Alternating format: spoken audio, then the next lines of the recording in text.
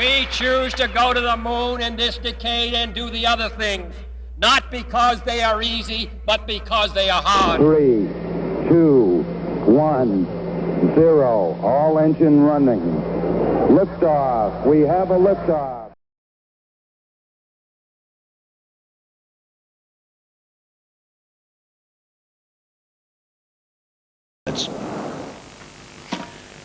Airlines around the world have been carrying out checks today on their Boeing 747 jumbo jets.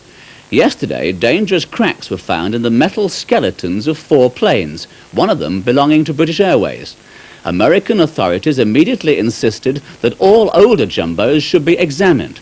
This afternoon, British Airways were able to give their fleet of jumbos the all clear. 747s have proved very reliable during the past 16 years, and it's the older planes with more than 10,000 flights which have caused alarm. In a few cases, age has worn cracks in metal supports around the first-class cabin between the doors and the windows and the floor. They could have been very dangerous. Boeing, the firm that's made all 630 jumbos flying around the world, says it isn't an emergency. But British officials are deciding whether they will be asked for more checks to be carried out. Passengers are flying normally, and so far no airlines have reported faults in any other 747 aircraft. In the United States, President Reagan has named a team of experts who look at why the Space Shuttle Challenger exploded last Tuesday. They're taking over the investigation work from NASA officials and will have 4 months to study the evidence and report on what happened. The group will include Neil Armstrong, who back in 1969 was the first man on the moon, and Sally Ride, the first American woman in space. She'd been on 2 missions on board Challenger. After the tragedy in 1967, when 3 astronauts died in a fire on the launch pad, NASA had the job of finding out what happened. This time, though, President Reagan wants people who haven't been working on the Challenger project to study the accident. The way in which the solid booster broke away from the external tank, pivoting outward at the bottom, with the top of it then crushing the external tank at the point where the 2 internal tanks come together. Now, how much the oxygen tank. How much weight do you put on Mr. Cook's memo, which the Commission of Inquiry saw today, that NASA was warned in advance that the shuttle's rocket boosters were unsafe? Well, the solid boosters, as with many other elements of the shuttle system, have been the topic of a great deal of discussion within NASA. And obviously they were looking at the solid boosters with a great deal of concern all along, because this is the first time that solid boosters have been used in this manner to launch a manned spacecraft.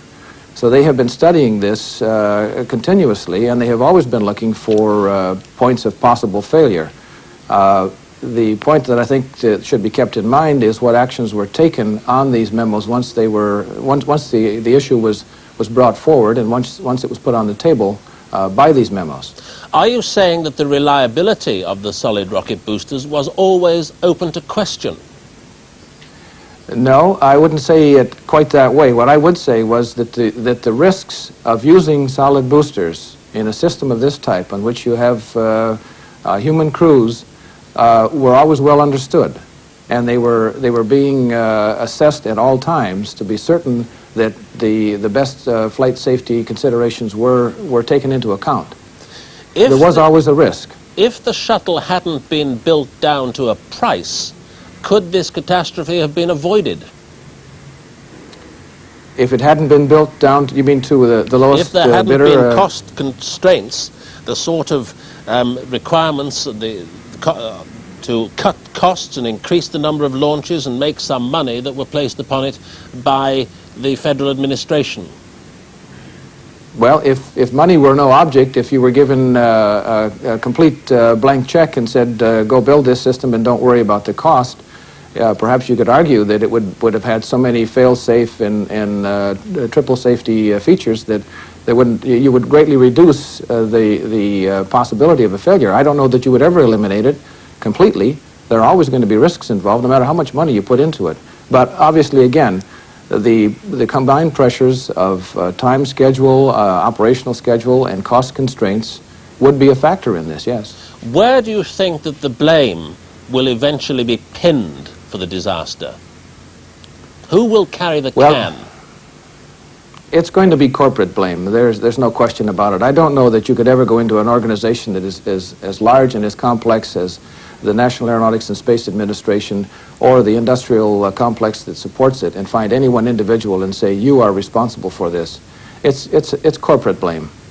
Mr. Fink, thank you very much for speaking to us. I could be right. Public Image Limited and Rise up from 20 to number 12. Possible number 1, we'll have to wait till next week. But now on Children's BBC, it's time for John Craven's News Round. The Iron Bridge to Freedom. 9 prisoners cross it in a big exchange.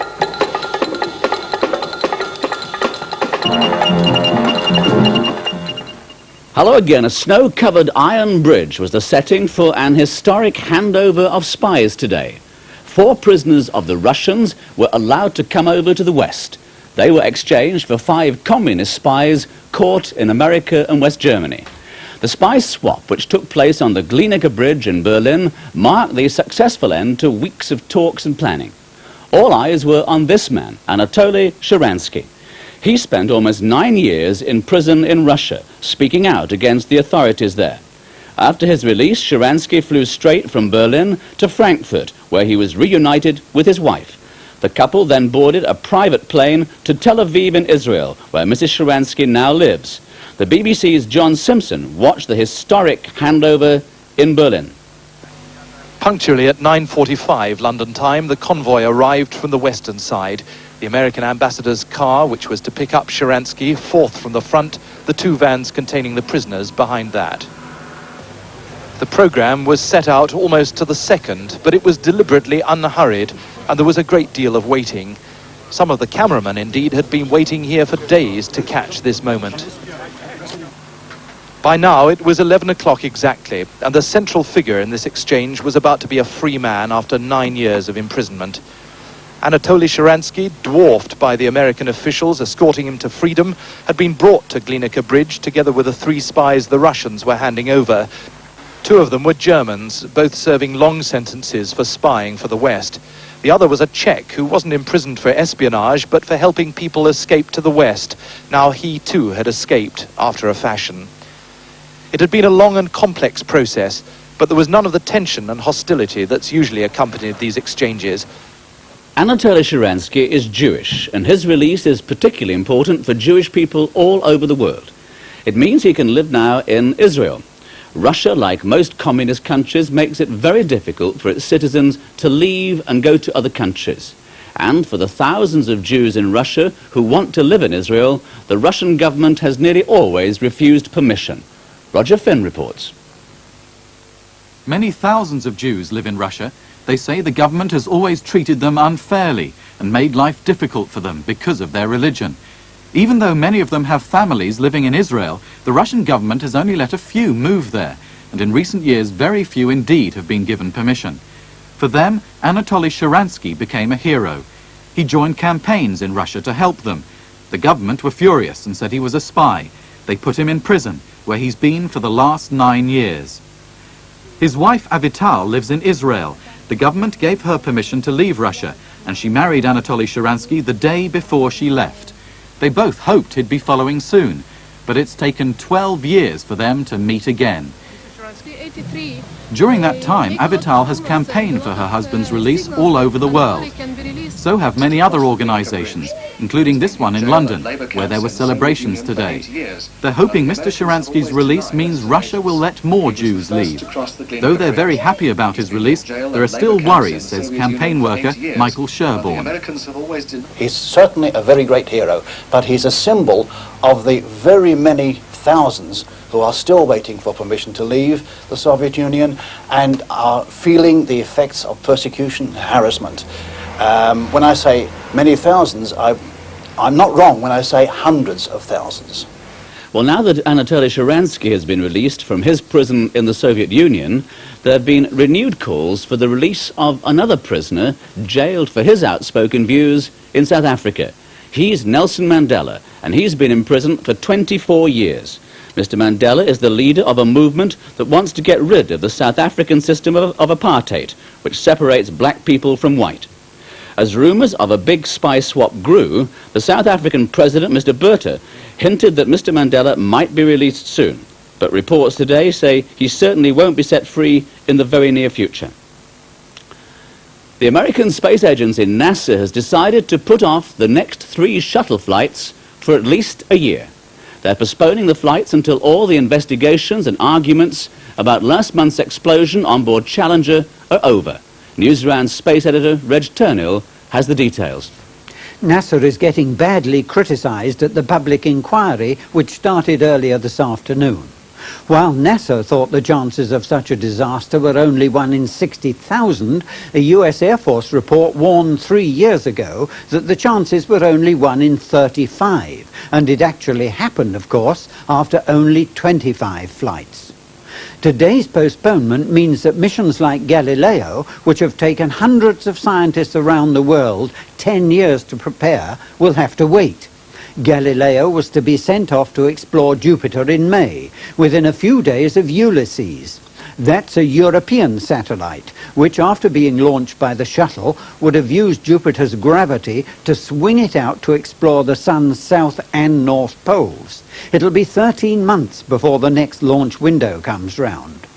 When the Shuttle does fly again, its first job may be to rescue LDEF, now stranded in orbit, along with 76 experiments. Scientists wanted it back a year ago. And of course, Europe's Ariane launcher has been in trouble too. That blew up last September, and they'll be trying to launch it again in 10 days' time, 5 months late. That they ignored warnings of a design fault which may have caused last month's shuttle disaster. Some reports claim that 2 earlier shuttle missions nearly ended in tragedy because of similar problems in the solid fuel rocket boosters. It's a small rubber ring which locks a joint together on the solid fuel booster that is now at the center of the investigation. A rubber ring which, if it perished, would allow gases to escape from the solid fuel booster and cause an explosion.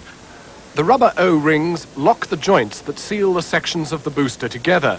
In the tons of documents turned up so far, this memo declaring that in the past, O-rings had failed.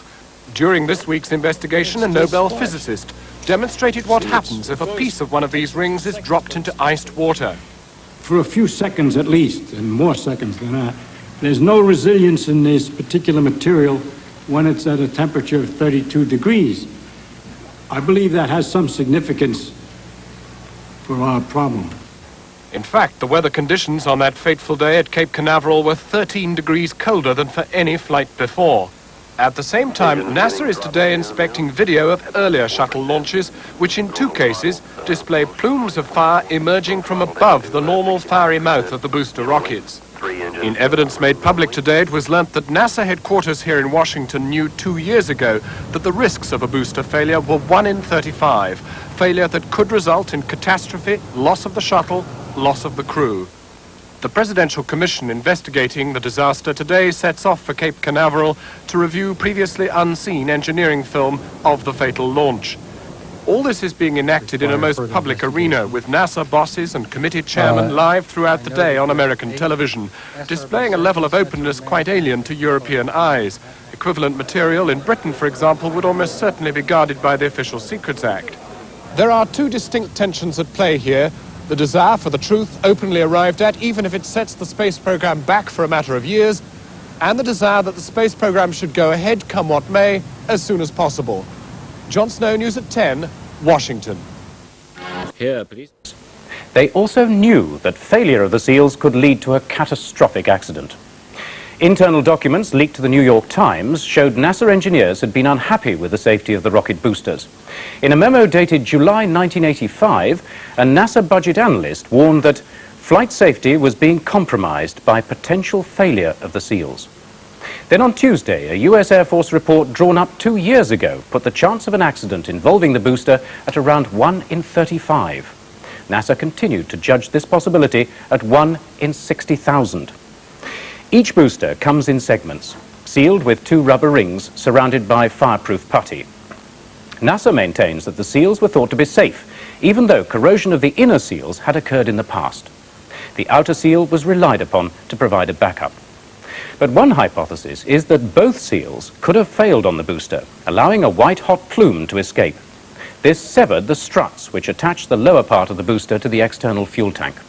As the booster broke loose, the nose cone pierced the main fuel tank and ruptured the wall which separates the hydrogen and the oxygen. The resulting explosion destroyed Challenger. Meanwhile, the United States Air Force still plans to launch their shuttle in mid-July from Vandenberg Air Force Base. They've already modified their boosters, replacing the steel casing with light epoxy graphite. This allows them to increase the shuttle payload. The new design also includes a clamp, which should prevent the seals from coming loose. The Presidential Commission investigating the shuttle disaster had barely arrived at Cape Canaveral for their first visit today, as here in Washington, NASA officials were summoning a news conference to announce that putting a civilian teacher into space remains the priority. A teacher will be the first private citizen in space. 11,000 teachers had originally applied to go into space, eventually reduced to 10 finalists, from whom Krista McAuliffe was chosen the winner and Barbara Morgan the runner-up, here on the left in a blue dress. She was even given a consolation prize for being runner-up by Vice President Bush. And it's the consensus of those finalists, the 10 finalists, now 9 finalists of the program, that in fact Barbara should be offered the first opportunity to be the first private citizen in space. A teacher from remote Idaho State, she trained as fully as Krista McAuliffe, the teacher who was to die aboard Challenger. Mrs. Morgan has already stopped teaching and is being used by NASA as what they call a space ambassador, publicizing the space program across America. The strong speculation here is that she will be aboard the next shuttle to go, a symbol of the confidence the authorities will want to demonstrate in the restarted shuttle program. But when that will be depends very largely on those crash investigators. Jon Snow, News at 10, Washington. Were not told that booster rocket engineers had strongly urged against the launch. Today, NASA released the first underwater pictures of wreckage from the shuttle's right-hand rocket booster, thought to be the cause of last month's disaster. The debris was filmed 1,200 feet down by a 4-man submarine, which recovered smaller pieces of wreckage. The search team is now confident of finding all of the right-hand booster, although it could take months because of strong currents. A 7-man nuclear submarine will help recover larger wreckage. Members of the team investigating last month's space shuttle disaster have been visiting Cape Canaveral in Florida, from where Challenger was launched. Tomorrow they'll be examining the shuttle wreckage which is being brought back to the Cape from the sea. So far, the disaster inquiry has made some disturbing discoveries. Video studies of previous shuttle launches have shown plumes of flame coming out of solid rocket boosters on more than one other occasion. It's these flames that experts have been blaming for last month's explosion on Challenger. NASA has admitted that they had serious worries about the seals on the booster rockets in the past. Now the inquiry thinks the seals could have failed because the weather was so cold on the launch day. It was only 3 degrees centigrade, the lowest temperature a shuttle has been launched in. One scientist used a simple experiment to show that if the rubber from which the seals are made is dropped into a glass of iced water, it shrinks. The crew of a submarine which is helping the American space agency NASA believe they've discovered the wreckage of the solid rocket booster which has been blamed for last month's explosion on the space shuttle. The wreckage was found in the seabed in the Atlantic Ocean, about 40 miles east of the launch pad at Cape Canaveral in Florida. The wreck was discovered lying in 360 meters of water by the manned Sea Link 2 submarine. The pieces were then photographed from the sub, and NASA experts are studying the pictures today. When they're quite sure the wreckage is the booster, NASA will carry out safety tests and then probably salvage the rocket. It should give important clues as to exactly what went wrong. NASA has also released pictures showing flames spreading up the rocket seconds before the explosion, although at the time no one knew there was anything wrong. But another important picture shows Challenger's problems began at the moment of ignition, when a puff of black smoke escaped from the rocket booster. Ever. Newsround's Reg Turnell was watching the launch. The Russians used their big Proton rocket to launch this first part of the new space station. It weighs about 20 tons, and they've called it Mir, Russian for peace. When the first cosmonauts are sent up, said Mission Control, they'll find the sort of comforts they need for very long space flights, including separate cabins. The Russians gave far more information than usual about the station. They released diagrams showing that it will have 6 docking ports, 5 on a sort of wheel hub at the far end. And when they're all occupied, the space station will weigh over 100 tons. The modules for the hub have already been tested. News of this launch, which puts Russia far ahead of America, was given within minutes on Moscow's TV news. To make sure this station will be safe, cosmonauts on Salyut 7 missions had to jump up and down to test the strength of big structures. It should all be ready in perhaps 2 years. Russia's space station, which eventually should be big enough for about 12 cosmonauts, is bad news for the Americans. With the Shuttle out of action, their space station is slipping into the mid-90s. So Russia should now have the world's first space factory in full operation a good 8 years ahead of America. The Americans to be the first to build a permanently manned orbiting station in space. Early this morning they launched a new space platform called Mir, or Peace, with a docking module which could link it up with half a dozen other craft. The Americans, still scarred by the Shuttle tragedy, have so far completely ignored the event. The indications are that the new platform's first cosmonauts will go up early in March. Lawrence McGinty reports on the possibilities the launch has opened up. A Proton rocket smoothly lifted the unmanned space station into orbit just after midnight last night, Moscow time. Observers believe the space station, called Mir, weighs 35 tons at most, because that's the heaviest load Proton can carry. It is, however, a very significant advance for the Soviet space program. Безусловно, это станция нового поколения, значительно более оснащенная с точки зрения автоматизации, с точки зрения, значит, возможности длительной ориентации, возможности выполнения значительно более широкой программы исследовательских работ. Jeff Perry of the Kettering Group of Space Watchers says Mir is just a beginning.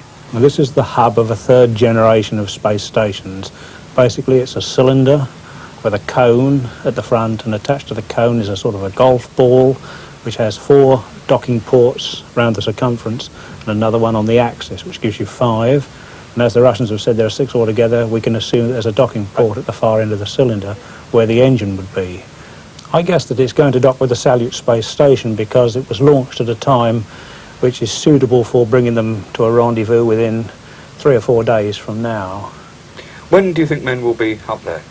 Well, the window for men to go to Salyut 7 opens on the 4th of March. So I see the scenario that they will check it out in low Earth orbit for the next 4 or 5 days. Then they will dock it to Salyut 7. And then we shall see a Soyuz with 3 men going to the complex around about 4th or 5th of March. And probably then another Soyuz going up with some more men, because you can't put 12 into this at one go with the Russian system as it is at the moment. Soyuz maximum total is 3, so we can see them going up 3 at a time, and then by permanently manning it, rotating the crews probably 3 at a time. It's the Soviets' intention to have a permanently manned complex of research laboratories and space factories making drugs and electronic components. And they're well ahead of the Americans. This was the last free-flying space station the Americans launched, and that was way back in 1973. They have plans for space stations in the 1990s, but the Challenger accident is sure to set them back. That the Americans are well behind can be seen here in the control room for monitoring Soviet cosmonauts on board Salyut. These displays show the cosmonauts' heartbeat, body temperature and blood pressure, all continuously monitored, something the Americans don't do. There's even a psychologist listening in to their conversations to monitor their psychological condition. The Soviets have been convinced by their experience with the Salyut space station that cosmonauts can work in space for many months. The longest stay so far has been 237 days. Ever since Yuri Gagarin became the first man in orbit, this is his monument in Moscow, the Soviets have planned space stations. It will be no surprise to find the new space station is part of a spectacular to celebrate the anniversary of that event in 2 months' time. Lawrence McGinty. Began last night with the launching of their space station Mir. Hello, This will provide the core vehicle for a permanently manned, fully operational space complex, which will be completed by 1990.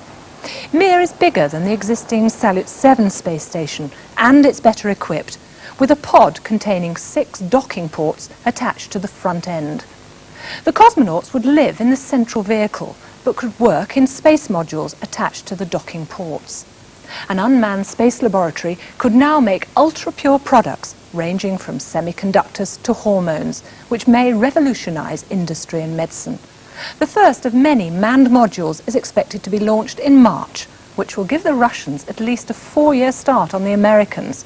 Their program has been delayed, both by budget cuts and, of course, the Challenger disaster. It's expected to link up with the Salyut 7 station launched in 1982, ready for cosmonauts to go on board, probably within the next few weeks. A Proton rocket smoothly lifted the unmanned space station into orbit just after midnight Moscow time. Observers believe the space station, called Mir, Russian for peace, weighs 35 tons, the heaviest load Proton can carry. It's a significant step forward in the Soviet space program. About the same size as the existing Salyut space station, but much better equipped. It even has an armchair. It also has 6 docking ports, where other spacecraft can be attached to build a home from home for Soviet cosmonauts. This is the beginning of the permanently manned space station. This new module which has gone has 6 docking ports, and they will be able to build on from the sides and onto the end and have a facility where cosmonauts can live in relative comfort compared with Salyut and do space processing and make observations of the Earth. The Soviets probably intend to link the new space station with the Salyut already in orbit, and then send up at least 3 cosmonauts. And in 2 months, the anniversary of Yuri Gagarin's first spaceflight, this is the monument to him in Moscow, Mir could well be involved in a celebratory space spectacular. The Soviet success with space stations like this Salyut, and now with Mir, only goes to show that they're years ahead of the Americans, who last launched a free-flying space station 13 years ago. The Soviet Union's experiments with Earth-orbiting vehicles are only a part of a much bigger plan. They're testing components for the most powerful rocket ever to be built and are preparing to use this to send men to Mars. The Americans expect them to do this in about 7 years' time. The United States won't be ready to go to Mars before the turn of the century, at least 7 years behind the Russians, and the Shuttle disaster has put them still further behind. ITN has details of the direction in which the Russians are expected to go and of a revolutionary proposal the Americans are studying. Tonight and tomorrow we have 2 exclusive reports by ITN's space unit. First, the Russian plans. Even with today's sophisticated space technology, the Soviets will need the new giant rocket to get to Mars. Manned missions to the planets need much more powerful rockets than other space shots. They have to carry life support systems and enough fuel to get them there and back again. To get to the moon, the Americans had to build Saturn, the biggest rocket ever used. At that time, in the 60s, the Soviets were also trying for the moon and built a similar rocket, known as the G vehicle. The trouble is, theirs didn't work. One exploded on the launch pad, 2 others blew up soon after liftoff. But now they have a new version. The rocket, which has been seen by spy satellites, is 100 meters tall, and several test launches are expected this year. The American Department of Defense and our own MOD call it the heavy lift vehicle. The huge rocket comprises a central core filled with 1,000 tons of fuel and fitted with 4 engines. The core is surrounded by 4 strap-on boosters. This number can be increased to 6 or 8 boosters to give it enormous thrust. With all 8 strap-ons, it could lift 280 tons. Compare that to the Shuttle's 30 or Ariane's 5 tons. If nothing else, the Russians think big. They also plan well in advance. The rest of the hardware they need to get to Mars has been ready and regularly flown for the past 15 to 20 years. While the Americans scrapped everything from their moon program, the Soviet Union didn't. They held on to many parts, adapting them for other uses. For example, the upper stages of the Proton rocket were part of their original effort to get to the moon. Over the past 20 years, they've been used to put up satellites. And they kept their original moon lander. It became the Soyuz craft that now ferries cosmonauts to and from the Salyut space station. It still retains most of its original interior design for use on the moon, with a horizontal couch and table worktop, and a hatch positioned so men could climb out and descend to the moon's surface. Modified, this will become the Mars lander. The Salyut space station itself, in which men have learned to live for long periods, long enough to travel to Mars, has been part of their preparation to go there. So the Soviet Union will go to Mars in much the same way they planned to go to the Moon 20 years ago. But this time they'll need a modified Salyut for the expected 3-man crew to live in for the 2.5-year journey. While it would need only one giant rocket to go direct to the Moon, they will need 4 to mount a Mars mission. Not all of them will go to Mars. They'll be used to assemble what amounts to 2 complete rockets, fully fueled, in Earth orbit. First, they'll put up the Mars lander, unmanned but with fully fueled rocket stages attached, to use when it reaches Mars. Next, they'll put up what is essentially a fully fueled 280-ton rocket. These 2 units will be linked together in Earth orbit and then fired on a course towards Mars. Once the landing vehicle is on the way, a second Mars rocket will be assembled to take the crew. The Salyut, empty but with fully fueled rocket stages attached, will be launched. And then the 4th and final booster will take up another of the 280-ton rockets. With these linked, the 3 cosmonauts will be ferried to the Salyut. Then they'll fire the 280-ton rocket to free them from Earth orbit and start the 300 million-mile journey to Mars, which they'll reach some 9 months later. There they'll dock with the unmanned landing craft that was sent off several weeks before them, and 2 of the 3 cosmonauts will transfer to it. The lander, with 2 cosmonauts inside it, will then break away to make the descent to the surface of Mars, using a saucer-shaped aerodynamic brake to slow them as they reach the Martian atmosphere. Parachutes will help them during the descent. Then retro-rockets will fire when the craft is a few feet from the surface to give it a soft landing. It's not known how long they'll stay on the first mission. It's doubtful it will be less than a month. The Soviets have already stated publicly that their eventual goal is a permanent base on Mars. At the end of their stay, the lander will take off to rendezvous and dock with the mothership that's been orbiting with 1 man on board. The crew will transfer back to the Salyut. The lander will be jettisoned and the main rocket again fired to put them on a course for home, another 9-month stretch.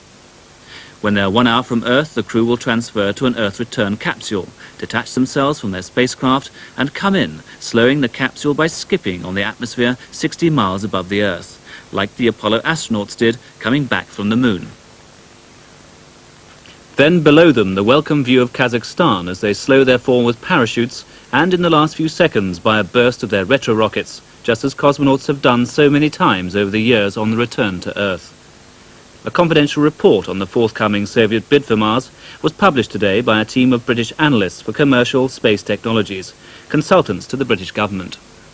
The Soviet Union aims to reach Mars in the next 7 years, presaged by a manned moon landing about 3 years from now. Tomorrow we shall show a revolutionary new method to get to Mars, which the Americans are studying. But the United States will be at least 10 years behind the Soviet Union, especially since the tragic accident to the Shuttle last month. They'll be able to use the craft to begin factory-style production in space. The Russians heralded their new generation space station with a spectacular night launch. They've called it Mir, the Russian for peace. The Russians announced last month they were about to launch it. It's unmanned and will get its first crew when it's been fully tested in space. It's bigger than the existing Salyut 7 space station. It has 6 docking ports and will form the hub of the completed station. Other modules can dock onto it. The Soyuz spacecraft, for example, or a module like this, one of which was launched last September. It has a detachable re-entry vehicle for returning samples or military intelligence to Earth. Cosmonauts on board the space station will eventually carry out the manufacturing processes they've practiced in previous missions. They'll also do Earth observation and medical and scientific research. The Americans too are planning a space station, but theirs won't be ready until the mid-90s, leaving the Russians with several years' lead. President Reagan is about to receive proposals for an American manned mission to Mars. A special commission which he set up last year to look at the way forward in space is due to report to him in a few weeks. ITN has obtained exclusive details of one proposal for such a mission. As we reported last night, the Soviet Union is at least 10 years ahead of the Americans in the race to Mars.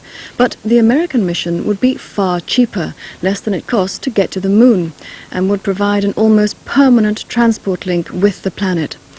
Here's a special report compiled by ITN's Space Unit and ITN's Graphics Department. The man who proposed the American way to Mars, a method described as an elegant masterpiece of both mathematics and economics, is far from the conventional picture of a scientist. John Niehoff spends as much time as he can on his ranch in south Wisconsin raising horses.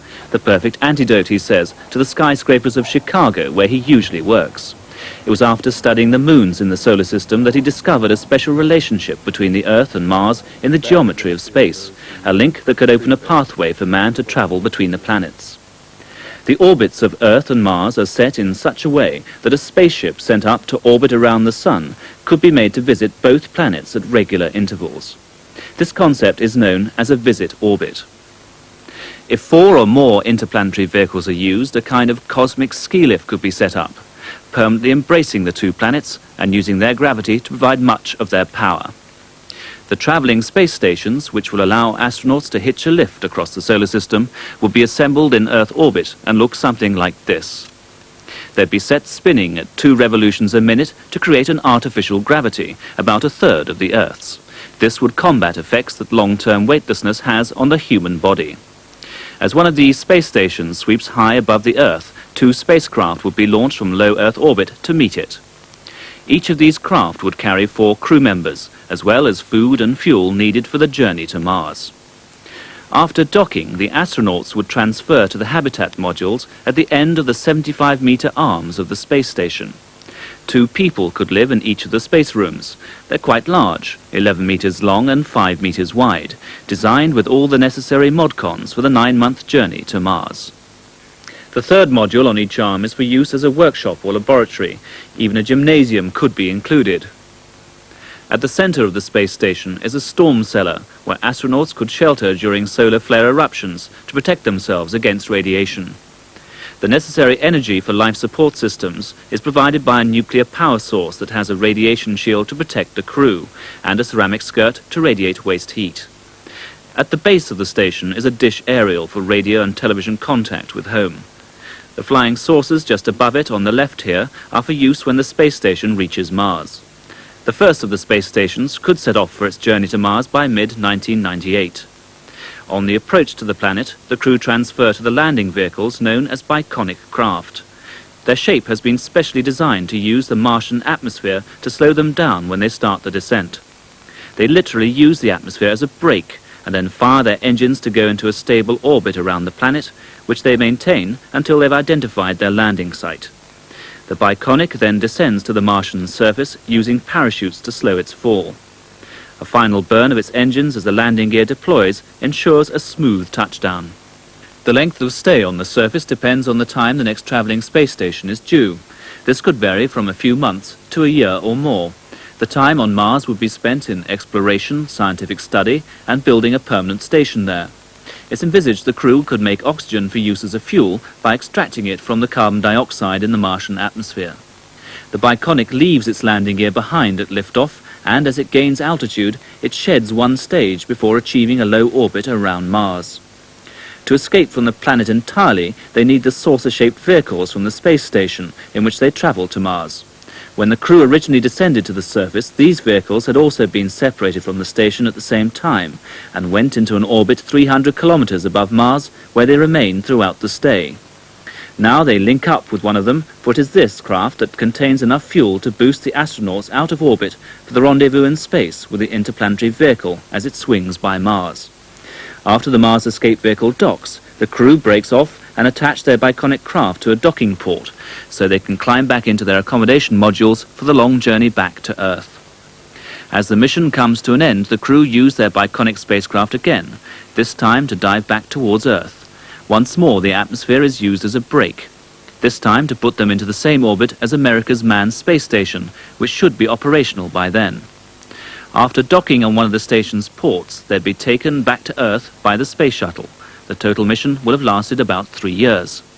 We have Mars as a planet which is attractive because it's most similar to the Earth. It is conceivably habitable without a lot of work. We don't have enormous temperature extremes. We have an atmosphere. We have a body which in many ways looks like somewhere between the moon and the Earth, and we have been to the moon already, so we feel that it's a good first step for man off of this planet, a place where perhaps we can habitate as a colony, a foreign body, and learn what it's like to live off of this planet.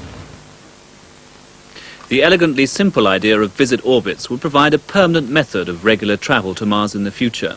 The first mission would be unmanned to get the necessary stores and fuel onto the Martian surface to provide for the first manned mission. The project is not aimed at capturing the political high ground with one eye-catching mission, but rather one geared to the long-term exploration of the planet. It only needs...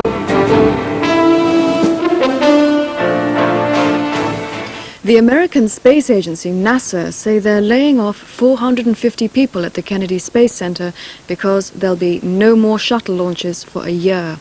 The Presidential Commission investigating the Challenger disaster last month has been hearing disturbing evidence that warnings weren't heeded. Every day in this large civil service auditorium, one of America's most revered institutions is, in a most public way, being revealed as a flawed, fallible human complex. Engineers declare they counseled against the launch. In fact, I made the direct statement that if anything happened to this launch, told them I sure wouldn't want to be the person that had to stand in front of a board of inquiry. Others revealed they had written memos a year ago warning the result would be a catastrophe of the highest order, loss of human life. New pictures of ice on the shuttle are produced and evidence that on previous launches such chunks of ice have become flying debris, damaging the shuttle itself. A group of engineers who built the shuttle's boosters revealed that these were conditions which produced a unanimous conclusion. There was never one positive pro-launch statement ever made. Almost as regularly, NASA's managers say they didn't know of meetings expressing launch doubts either. None of that was discussed, and I did not know until after the 51L launch that there had been such a meeting. Whilst the Watergate inquiry shocked America with revelations of presidential foul language and dishonesty, the Shuttle inquiry is painfully laying bare the shortcomings of an institution viewed by people here as the chariot of American endeavor.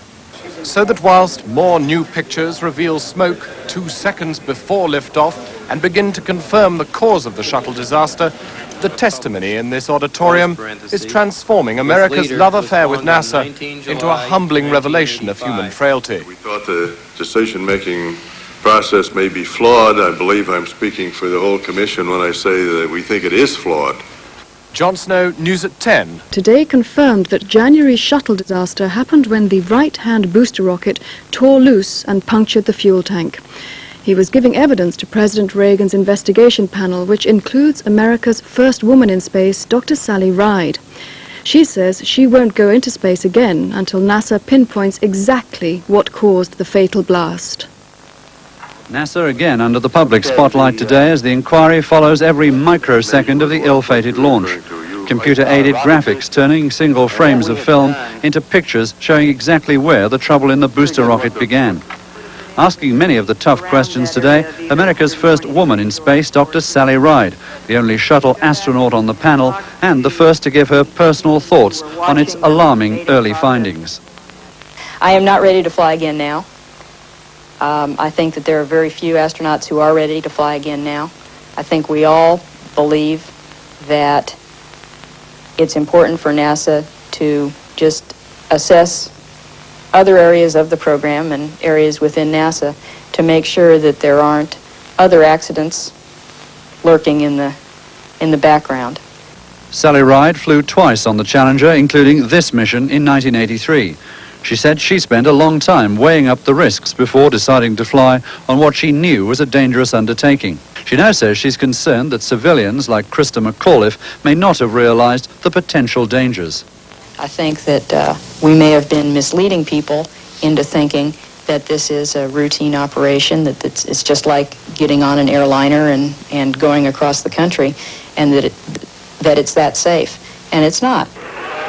And Dr. Ride says that NASA's plan to launch a shuttle every 3 weeks in 1986 may have been trying to do too much, too soon.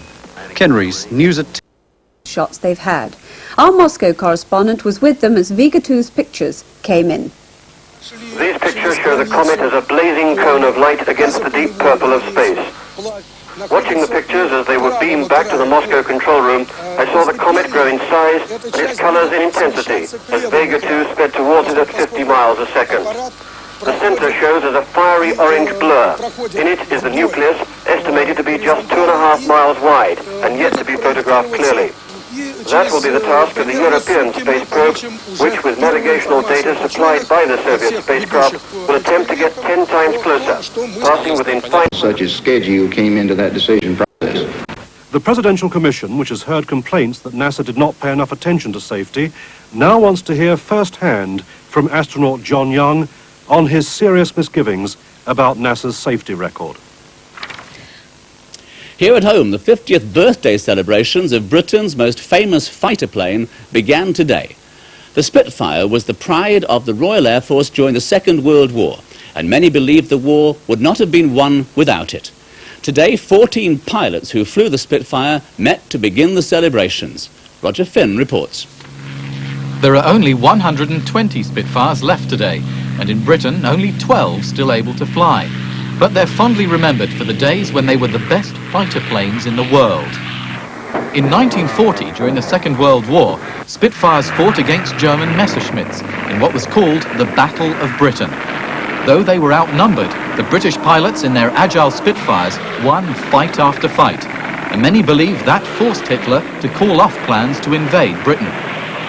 There were never many pilots, and today 14 of the few who are still alive met in London to launch a book to mark the Spitfire's 50th anniversary. It's many years since they've flown a Spitfire, but the memories are still fresh. It was miles ahead of its time, and it was capable of being stretched. This was the point, with more powerful engines going into it all the time. And so it lived through the war, and it was a wonderful thing to have been associated with. In my opinion, it was the greatest airplanes ever built. I mean, I've flown all the modern stuff, but this is the greatest thing. What was it